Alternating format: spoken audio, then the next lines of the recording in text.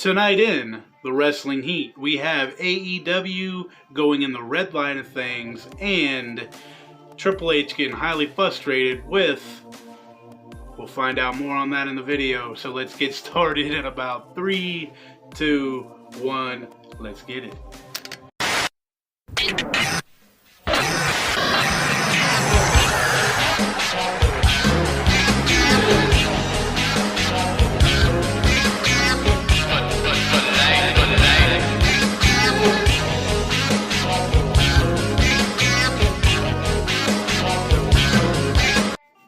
And alright, the very first piece of wrestling news that I got for you is about AEW and their Twitter account. It looks like their official Twitter account for AEW was either hacked or somebody was feeling mighty thirsty and they started following Brazzer, they're an XXX, porn site or whatever, but I found this pretty damn funny. It looks like somebody got a little thirsty, started following, their favorite Pornhub, or porn site, I should say, and I find that hell of hilarious. I don't know about y'all, but yeah, that's the first piece of wrestling news that I got just for you.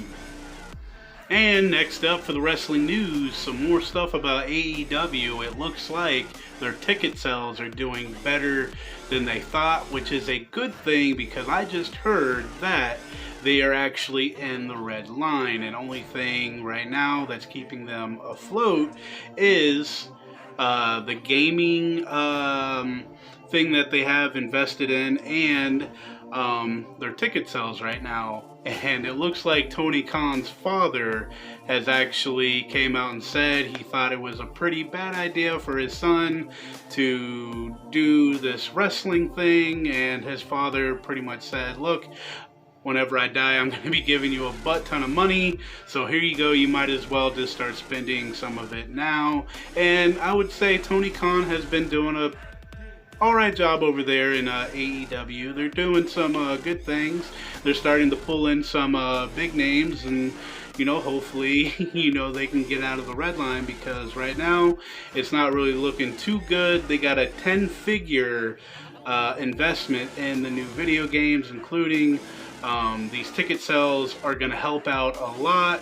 So yeah, looks like AEW is doing pretty good on selling tickets right now for their live shows, but is still in the red line because of a lot of expenses that have been going out. They got to pay, people for promotions and, the whole 10 yards whenever it comes to wrestling. It is not cheap. So with that piece of news, what do y'all think about that? Let me know down below in the chat room.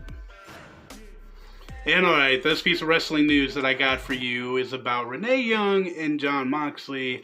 What about them? What is going on? It looks like Renee Young has finally had her baby girl.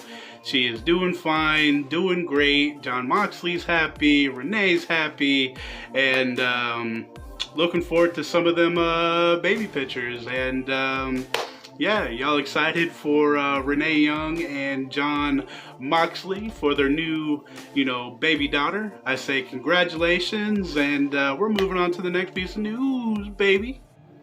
And alright, this next piece of wrestling news has to do with Vince McMahon and how he's handling with cold matches and what he's doing. If you were watching on Raw, Cedric Alexander came out and started talking trash after Jeff Hardy's match, calling Jeff Hardy, all kinds of names, blasey. But Jeff Hardy was just like, yo, if you can beat me, I'll retire. So it looks like that's how Vince McMahon is going to be handling these cold, matches that like everybody's like, what is going on here? But yeah, looks like that is what Vince is going to be doing, putting, stipulations on matches that everybody's probably going to be like, why in the are these two wrestling? But will it be a good move? Will it be a bad move? I don't know. Only time will tell. We'll see if that sticks around whenever, they go live. So with that being said, moving on to the next piece of news. And alright, this next piece of wrestling news has to deal with a debut that we seen on Monday Night Raw that caught everybody kind of by surprise and was just like, who in the is this chick? She came out with Eva Marie. You know, I don't really care about that debut, but Piper Naveen. I hope I'm saying her last name right. I'm probably not. But she made her debut. I'm hella happy. She's from NXT UK.